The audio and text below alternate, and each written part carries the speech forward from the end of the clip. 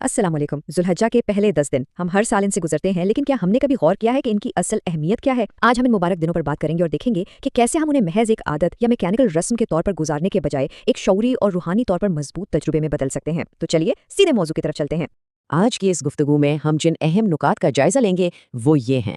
नेमतों का हकीकी शुक्र, हज़रत इब्राहीम अलैहिस्सलाम की अजीम और बेमिसाल ज़िंदगी, उन 10 दिनों की खास इबादत, हमारा रोज़मर्रा का अखलाक और सदका, और आखिर में कुर्बानी का असल और गहरा मकसद।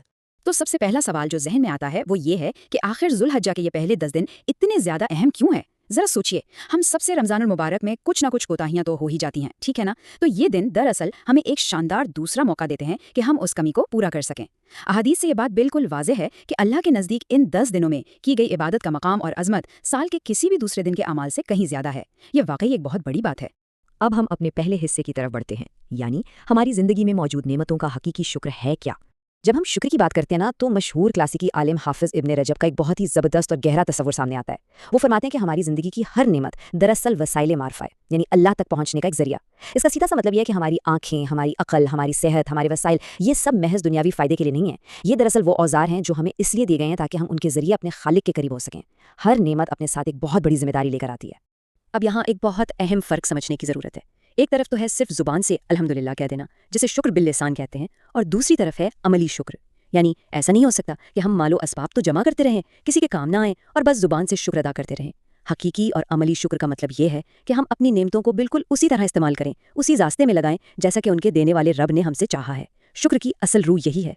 और ये बात हमें इस बहुत ही अहम हकीकत की तरफ ले जाती है कि क़यामत के दिन हमसे ये नहीं पूछा जाएगा कि हमने दुनिया में अपनी नेमतों के बारे में क्या क्या दावे किए थे। नहीं, बल्कि असल और सीधा सवाल ये होगा कि हमने इन नेमतों को इस्तेमाल कैसे किया, हमारा वक्त हमने कहाँ लगाया, हमारी सेहत और अकल कहाँ खर्च हुई। ये सारी नेमतें उस दिन हमारे हक में या फिर हमारे खिलाफ खुली गवाही देंगी। इस बात को मजीद गहराई से समझने के लिए आइए अपने दूसरे हिस्से की तरफ चलते हैं, जहां हम तारीख की एक अजीम तरीन हस्ती हज़रत इब्राहीम अलैहिस्सलाम की मिसाल पर गौर करेंगे। अब देखें, ज़ुल्हज्जा का तो पूरा महीना ही हज़रत इब्राहीम अलैहिस्सलाम की कुर्बानियों की याद दिलाता है, और उनका ये फिक्री सफ़र कोई अंधी तकलीद पर मबनी नहीं था। उन्होंने बाकायदा अक्ल और मंतिक का इस्तेमाल किया। पहले सूरज, चांद और सितारों के ढल जाने पर गहरे सवालात उठाए और फिर बिल्कुल खालिस तौहीद के तस्वुर तक पहुंचे। फिर उन्होंने ये हक बात अपने वालिद के सामने रखी, लेकिन गौर करने वाली बात यह है कि इंतहाई अदब और एहतराम के साथ, और बिलाखिर एक ऐसे मुआशरे में जहाँ चारों तरफ शिर्क फैला हुआ था, वो पूरी हिम्मत और एतमाद के साथ हक के लिए डट कर खड़े हो गए।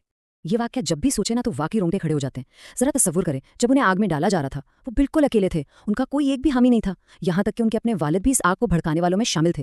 लेकिन उनका तवक्कुल यानी अल्लाह पर उनका गैर मुतज़लज़िल भरोसा इस कदर मजबूत था कि अल्लाह ने उस दहकती हुई खौफनाक आग को उनके लिए बिल्कुल ठंडा और सलामती वाला बना दिया।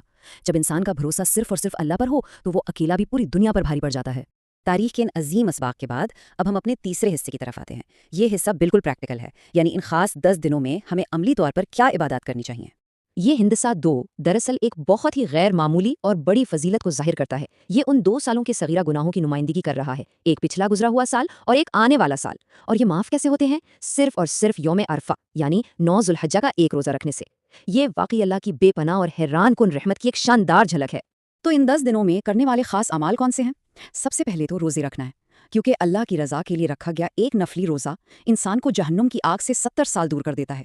उसके साथ ही मुसलसल तकबीरात पढ़ना और ख़ास तौर पर रात के पिछले पहर तहज्जुद की नमाज का इहतमाम करना, ये वो अमाल हैं जो इंसान को रूहानी तौर पर एक बिल्कुल नई और बेमिसाल बुलंदी तक ले जाते हैं।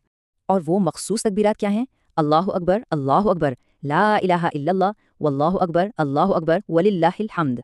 अहदीस से हमें पता चलता है कि सहाबा कराम इन दिनों में बाकायदा बाज़ारों में निकल जाया करते थे और बाआवाज़ बुलंद इन तकबीरात को पढ़ते थे ताकि आस पास के लोगों को भी याद दहानी हो। तो हमें भी चाहिए कि चलते फिरते घरों में, रास्तों में और नमाजों के बाद इस खूबसूरत सुन्नत को ज़रूर जिंदा करें। अब हम चलते हैं चौथे हिस्से की तरफ। ये हिस्सा हमारे रोज़मर्रा के अखलाक, हमारे हुस्न सलूक और हमारे समाजी रवैयों से मुताल्लिक है। देखें, हमें ये बात हमेशा याद रखनी चाहिए कि हमारा दीन सिर्फ जयनमाज तक महदूद नहीं है। हमें अपनी अमली ज़िंदगी के लिए भी बिल्कुल वाज़ेह रहनुमाई दी गई है। एक तरफ तो वो काम है जो हमें लाजमी करने चाहिए, जैसे अपने वालिदैन और घर के बुजुर्गों की खिदमत, रोज़ाना सदका करना, चाहे वो कितनी ही छोटी रकम क्यों ना हो, और अपने नाराज़ रिश्तेदारों से सुलह करना। और दूसरी तरफ कुछ तबाकुन आदात हैं जिनसे हमें हर सूरत बचना है, जैसे ग़ीबत करना, बदजुबानी या गुस्से पर काबू ना रखना। अगर हम इन बुराइयों से नहीं बचेंगे तो इन मुबारक दिनों के हकीकी सवाब को भी महफूज नहीं रख पाएंगे। آج کے اس تیز ترین دور کا ایک بہت بڑا المیہ یہ ہے کہ نفسیاتی مسائل اور ڈپریشن بہت زیادہ بڑھ گئے ہیں، لیکن کیا آپ جانتے ہیں کہ اس کا ایک بہت گہرا تعلق اکثر اوقات ہماری روحانی بصیرت کی کمی اور نعمتوں کی حقیقت کو نہ پہچاننے سے بھی ہوتا ہے؟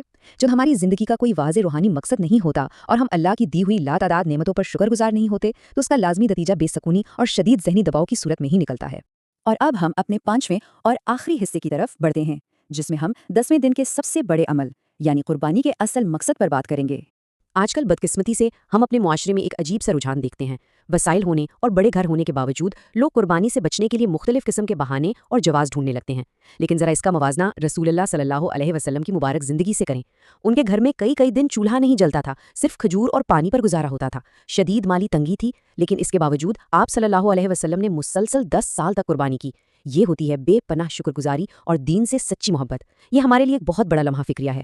تو اس اہم گفتگو کے اختتام پر ایک بہت ہی ضروری اور عملی سوال جو ہم سب کو خود سے پوچھنا چاہیے، ان 10 بابرکت دنوں کے آغاز پر ہم اپنی زندگی کی کون سی ایک ایسی بری عادت ہے جسے ہمیشہ کے لیے چھوڑنے کا پکا ارادہ کر سکتے ہیں، اور وہ کون سا ایک چھوٹا سا مگر مستقل نیک عمل ہے جسے ہم آج ہی سے اپنی روزمرہ زندگی کا حصہ بنا سکتے ہیں۔ ذرا اس پر ضرور سوچیے گا، کیونکہ سارا مقصد ہی تو یہی ہے کہ یہ علم ہماری عملی زندگی میں کوئی مثبت تبدیلی لائے۔ اللہ ہم سب کو ان مبارک دنوں کی اصل روح کو سمجھنے اور اس پر عمل کرنے کی توفیق عطا فرمائے۔